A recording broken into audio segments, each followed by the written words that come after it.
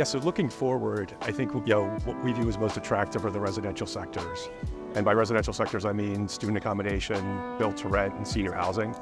Those are sectors where historically there's structurally just been a significant amount of undersupply in the UK and most of the European markets. We think there's a really interesting growth trajectory as we look forward over the next couple of years. I think from a geographical perspective, Southern Europe is certainly high on our list. I think it's a place where there's a lot of growth. The sector's been, the alternative real estate asset classes have been very nascent, and they're developing very rapidly now.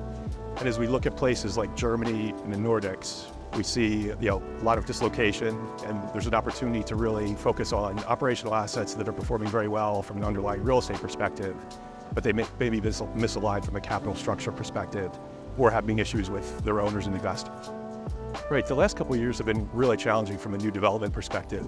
I think there's been a lot of factors that have come together and made it extremely challenging. We've seen rising build costs, we've seen increasing financing costs, and we've seen in many geographies the planning regimes have been very challenging to get through and get licenses for new developments. So as we look at all those factors coming together, new development has really cut off pretty meaningfully. Most of our sectors and geographies, we've seen developments drop by almost 50 or 60%, which is a huge, huge decrease. I think for investors like us and others that are able to navigate the current turmoil, I think there really is an interesting opportunity, because if you're able to deliver assets into these markets, the competition is very low in terms of new assets being delivered. And we've seen very strong operational performance in our underlying portfolio as well. In the next couple of years here, as we go forward, I think we're really seeing the alternative asset classes expand in Europe. And I think when we compare those to where the US and North America was probably 10 years ago, we think it's pretty comparable and very investable.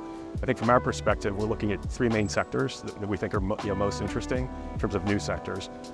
One being senior housing, second being data centers, and third being self-storage.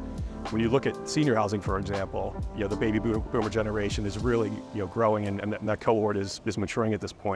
And the number of 75-year-olds and older is going to be expanding really meaningfully over the next 10 to 15 years.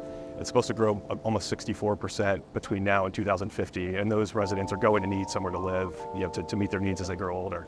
When we look at self-storage, that's a sector that has, we've been very active in North America for quite some time. It's been an incredible performer. But it just hasn't been investable in the UK and Europe to date. And I think that started to change over the last few years. We've seen investment activity pick up by almost 24 to 25% annual growth rate since 2018. And when you look at the per capita rates of self-storage, it's also only a fraction of what you see in more mature markets like the US and Australia. So from that perspective, we think there's a lot of room to go from a growth perspective. And then when we look at the data center sector, there demand has really exploded in the last year or two. Whether it's AI or other related needs, demand is really growing. And when you look at new construction that's happening, most of those projects are actually being fully pre-leased before they even put a shovel in the ground. So from our perspective, that shows the viability of these projects and the ever-growing demand.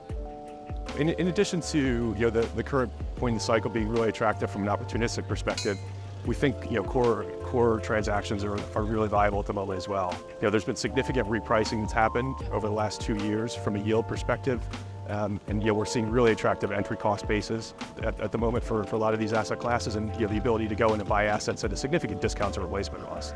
So we think for those that are building up a new portfolio, at the moment it's a really attractive time in the cycle. I think for someone like us who's focused just on alternative asset classes, we have something that's really interesting to offer to investors, because historically the core investors have really only been focused on the main real estate food groups, things like office, retail, and some of the other sectors. They've historically been very underweight to the alternative sectors.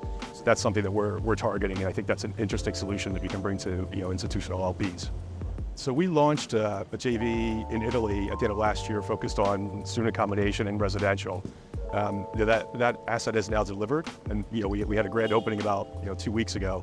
The asset's performing exceptionally well. It's located in Milan, which is a very tight market from a supply demand perspective. And the asset again is performing well, and it's almost fully occupied already, despite just delivering. And then if you look at back in July, just a couple months ago, we launched a student accommodation development in Galway as well, which is a 345-bed development there. That market is really attractive in Ireland from a student housing perspective. It's one of the tightest markets in Ireland, frankly. When you look at the current assets that are open in Galway, it's effectively 100% occupied at the moment, and there's long waiting lists, frankly, for many of the projects.